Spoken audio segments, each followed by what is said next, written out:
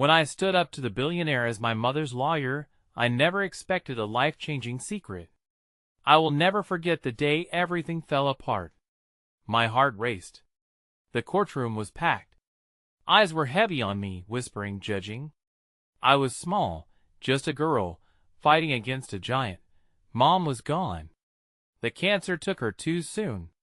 I was left with her words, her dreams, and this heavy burden. I was her last hope. I pushed back my tears, my hands trembling as I clutched the worn-out briefcase filled with her cases. Her spirit lingered in it. I could feel her. The billionaire was seated with a smug expression. His tailored suit screamed power. He smelled of expensive cologne, a hint of superiority hanging around him like a cloud. I knew he was dirty, hiding secrets behind his perfect smile. Every snicker from his entourage cut deeper. Mom had told me stories about him. He had destroyed lives for profit. A wave of conviction washed over me. I steadied my breath, locked my gaze on him. "You don't scare me," I murmured, but my voice wavered. I could almost hear her cheering me on. Then came the evidence. A file slipped across the table, thick and ominous. My pulse quickened. Photos, 2 hidden deals, destroyed families. I could practically hear their cries. The judge's gavel struck an echo of doubt in my heart. What if I was wrong? What if my fear drowned out the truth? As I opened the file, my chest tightened. There, in black and white, a connection to my mother revealed itself. My breath caught. I felt the walls closing in. Was she tangled in his web? My mind raced. I needed answers. Suddenly, the billionaire leaned closer, his voice a low growl. "You don't know what you're getting into, little girl. Some truths are better left buried." I shivered. A chill swept through the room. I should have backed down, but something ignited inside me. "What do you know about my mother?" I shot back, the tremble of fear now replaced with furious determination. Laughter erupted from his team, mocking and cruel. The judge shot a glance, silencing them. I felt the weight of the world on my shoulders. I was terrified but emboldened. The fight was on. His smile faded, replaced by an icy stare. My heart hammered in my chest. Had I crossed a line? Was I stirring a hornet's nest? His voice dropped, almost a whisper, "You will regret this." Before I could reply, a nearby phone buzzed, breaking the tension. Someone gasped. Was it what I thought? I stole a glance. The room was waiting, breathless, on the edge of chaos. I looked back at him. The billionaire was no longer a man, but a looming shadow, a storm ready to break. Everything felt surreal. But then, just as I found my voice, the judge interrupted, "Let's take a recess." The words hit me like a hammer. I wanted to scream. The walls seemed to close in. What did he mean, recess? Did that mean I was losing? I needed to know. I needed the truth before I fell into the unknown. Who was my mother really? Chaos erupted as the people filed out. My legs felt weak. There was no going back now. Hey, before we continue with this amazing story, I need to give you an important heads up. Many subscribers have reported that YouTube unsubscribed them without warning. Take a quick second to check the red button below to make sure you're still subscribed to the channel. I'd hate for you to miss any of the exclusive content coming soon. And while you're there, smash that like button. It really helps me out with the algorithm. Oh, and tell me in the comments, which city are you watching from? I love getting to know every amazing person who's part of this community. Your participation makes all the difference. Let's connect. When the judge's gavel echoed through the courtroom, it shattered the tension, but it also shattered something inside me. The recess wasn't just a pause. It was an abyss, a hole gaping wide enough to swallow my resolve whole. I stared at the file before me, as if it held the answers to everything that had ever tormented me. What had Mom gotten into? The air buzzed with whispers as I stepped outside the courtroom, the weight of the stairs heavy on my shoulders. All around me, lawyers and spectators scurried like ants stirred from their hill. I felt like a ghost, drifting through a world I didn't belong to. The light of the afternoon sun felt foreign against my chilled skin. I wanted to be invisible, to melt away into the shadows. "Hey!"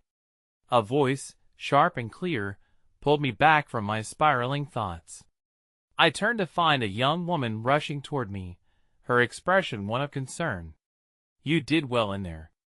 I just wanted to say that." "Thanks," I replied, my voice barely above a whisper. It was strange, this kindness. "I just wish I knew what I was doing." Her eyes softened, and she stepped closer. "I'm Lauren, by the way. I'm a paralegal for the opposing counsel, sort of. They sort of put me on the case to gather whatever intel they could on your mother." She hesitated, biting her lip. "I just want you to know that you're not alone in this." I searched her gaze for honesty, wondering if I could trust her. "What do you mean? What do you know about my mom?" She glanced around, then lowered her voice. "There were a lot of rumors. Your mom was tough, but there are whispers about why she really went after the billionaire. Something about a deal gone bad. My heart raced at her cryptic words. "What kind of deal?" Lauren shook her head, worry etched on her features. "I can't say much, but just know not everything is as it seems. I can help you, but you have to be careful. He has eyes everywhere." "Why are you helping me?" I blurted out. Her resolve softened. "Because sometimes people who look strong are the ones who need the most support. And I see the fight in you. Don't lose that." Just then, a commotion pulled my attention. The billionaire's entourage was storming out of the courtroom, his smug confidence replaced with anger. My stomach twisted as his eyes locked onto mine, a silent warning flashing within them. I felt small again, swallowed by uncertainty. "We have to get moving," Lauren urged, pulling me along as the bustling crowd began to disperse. With each step, I could feel the trail of hopes and fears intertwining, yanking me in opposing directions. Lauren led me to a small cafe down the street, where the atmosphere felt warm and inviting, a sharp contrast to the battlefield we had just walked away from. As we settled into a corner booth, the steam from my coffee curled up like whispers of comfort. "Why did you leave the opposing side? You could have had a cushy job," I asked, probing for answers. She sighed, running a hand through her hair, revealing soft curls. "It's complicated. I realize that sometimes doing the right thing means stepping away from what your job expects of you. It's much easier to ignore your conscience." I nodded, feeling a weight lift. "You're brave. It's hard to stand up and fight when everyone else is compliant.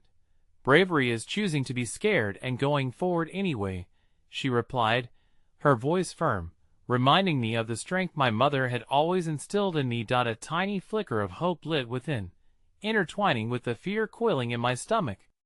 Perhaps I could stand a chance in this fight, or at least be one step closer to unearthing the truth. But just as I started to breathe a little easier, my phone buzzed on the table. The screen lit up with a message that sent my heart plummeting. "We know what you're looking for. You're in danger. Meet us tonight at the old pier, and we can show you everything." My hands trembled as I read the message again. Who are we? What did I get myself into? "Is everything all right?" Lauren asked, drawn from her own thoughts. Fear rippled through me. "No, I have to go, now." "You can't be serious." "They know." I cut her off, my voice steadier than I felt. "I'm in danger. I can't do this alone." Panic flared in her eyes, but she nodded, steeling herself. "Then let's figure it out. You're not alone. Remember the as we left the cafe, I was stepping into a world of uncertainty, where shadows closed in around me. One thought gnawed at my mind.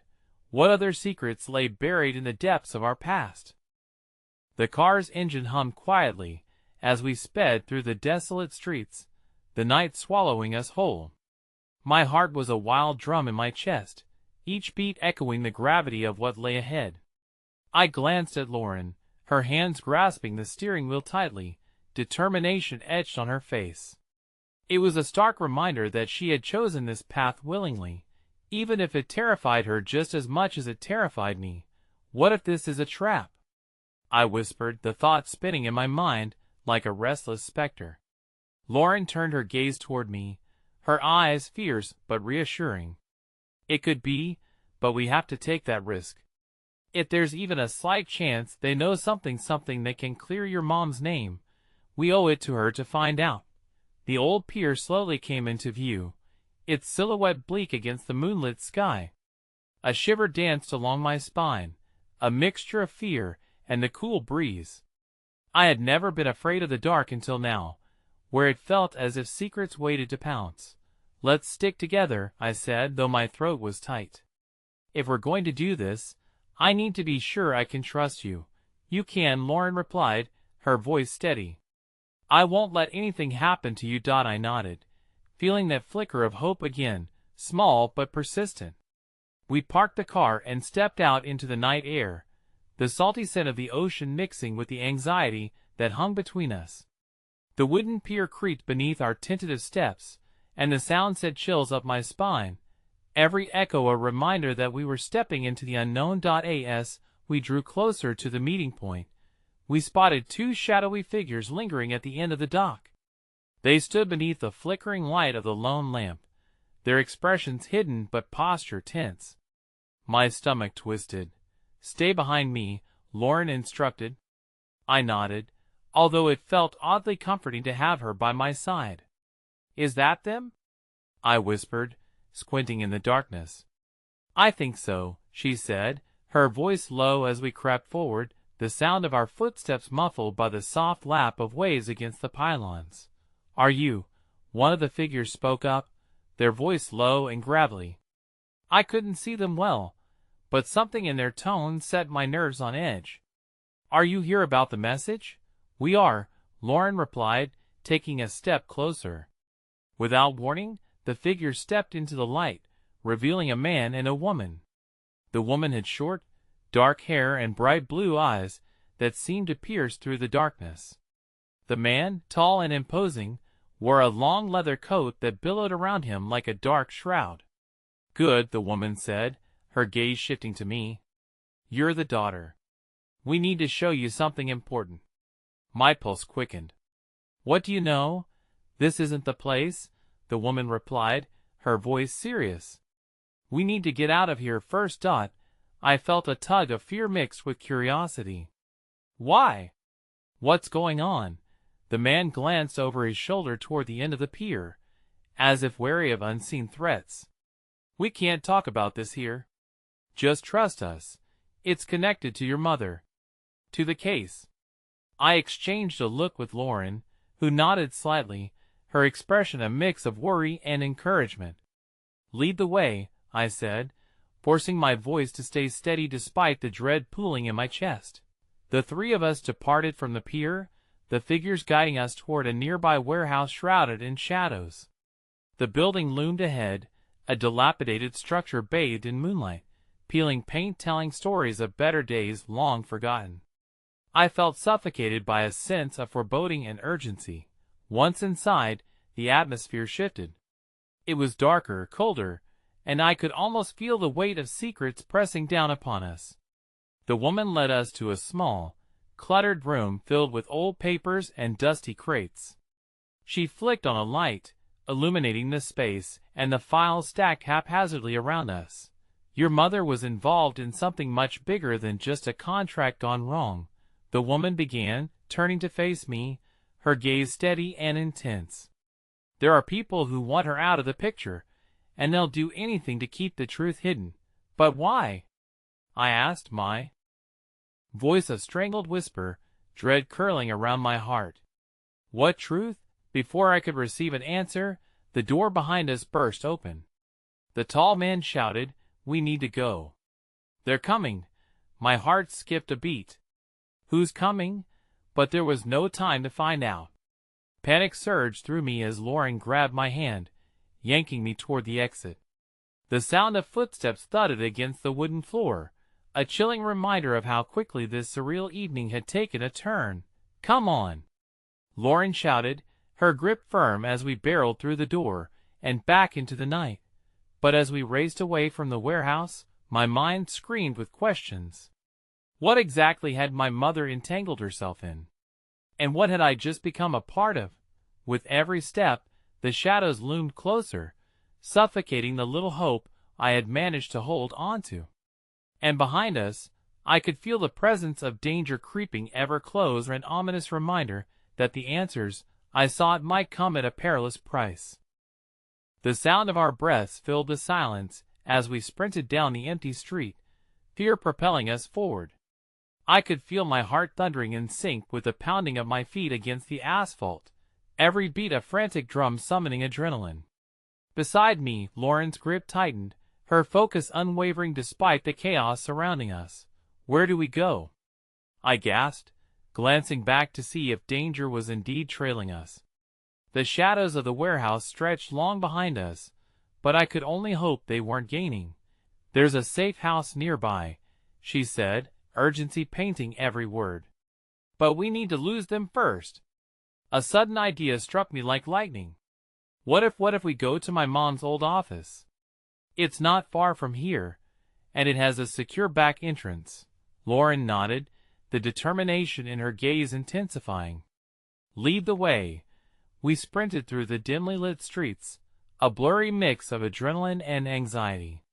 The fear of what might be chasing us surged through me, but a lingering thought of my mother's innocence pushed me forward.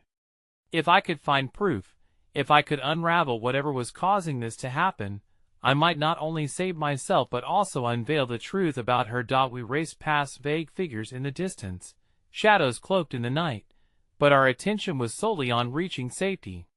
The familiar brick building I recognized loomed ahead, like a steadfast guardian. My heart soared with the thought of having a stronghold, a sanctuary even if just for a moment. "We're almost there," I urged, the words spilling from my lips as we darted around the corner and through the entrance. Lauren pushed the door open, and we slipped inside, panting heavily. Once inside, we paused to catch our breath. The air inside my mother's old office was thick with dust and memories, the faint scent of her perfume lingering like a ghost. It felt surreal being here, mixed with the dread of what might be coming. "Check the back door," Lauren said, her voice steady, though I could see the flicker of concern in her eyes. I nodded, heart racing for reasons beyond fear. As I turned away to check the back exit, I glanced over the room. The disarray she had left behind was a painful reminder of all that had been lost. I caught a glimpse of her old desk at the corner, a jumble of papers piled high. Perhaps there, amidst the scattered remnants of her life, lay a clue. "Celia," Lauren called sharply, pulling my attention back. "We need to focus. Just give me a second," I pleaded, racing over to the desk and rifling through the papers. There had to be something here, anything that could help. She watched me, a hint of panic lining her features. "We don't have time. Just please," I pushed back, feeling the connection to my mother surge through me, a desperate wish to unveil the truth intertwining with a nagging fear knotting my stomach. My fingers danced over old documents, receipts, notes, a newspaper clipping. Suddenly, one sheet slipped from the stack, landing at my feet. I stooped to pick it up, my pulse racing with the thought that it might be something significant. The headline read, "Local billionaire under investigation for corruption." "Wait," I murmured, my breath catching in my throat. The name at the bottom sent a shiver through me. Victor Norrington. The very name that had pulled my mother into a web of secret, the man who had likely cost her everything. But how? I felt the weight of the paper in my hand. The implications were immense. My heart raced with a mixture of hope and dread. I was on the brink of understanding something monumental, but my mind struggled with a looming question: was I safe here? "Celia, we have to go," Lauren shouted again, her voice breaking through my shock. Panic jolted me into action, my body responding before my mind caught up. I tucked the paper into my pocket as I rushed towards the back door. Just as Lauren and I reached it, the sound of footsteps approached from the front. The shadows of the night were converging. "There's no way out," I cried, my mind racing as I frantically searched for another escape. My heart sank, fear clawed at my insides like a beast determined to rip me apart. "There's a window," Lauren suddenly exclaimed, pointing to the grimy glass pane at the end of the room. With time slipping through our fingers, Lauren dashed over, and without thinking, I followed her lead. One glance out the window revealed a dark alley beyond, barely wide enough to squeeze through. But it was our only option. We pulled at the frame, the rust creaking in protest, but finally it budged. Adrenaline surged as we clambered through, desperate to escape whatever was coming. We braced ourselves on the narrow ledge before hopping down, landing in the alley with a muted thud. "Now what?" I whispered urgently, my breath sharp as I scanned our surroundings. "We need to find a car," but Lauren's words were cut short by the sound of rapid footsteps approaching. The realization hit me like ice water as I glanced back towards the office entrance, where shadows loomed closer. Just as we turned to escape, a sharp whistle echoed from behind us, followed by guttural shouts. The fleeting hope within me flickered violently. "Stay low," Lauren whispered, pulling me into the shadows as we listened, hearts thumping wildly. Suddenly, just as our ears strained to make sense of the chaos behind us, a scream pierced the night. My blood ran cold as recognition washed over me. It was a voice I knew, one I had heard only moments before. "Celia!" the voice cried out, ringing in my ears like a death knell. It was the woman from the warehouse. And just like that, the realization fell like a heavy blanket, smothering every shred of hope. The darkness we had tried to outrun had caught up to us, and with every sound that echoed off the alley walls, it was painfully clear. The answers we sought might just bring us face to face with the very monsters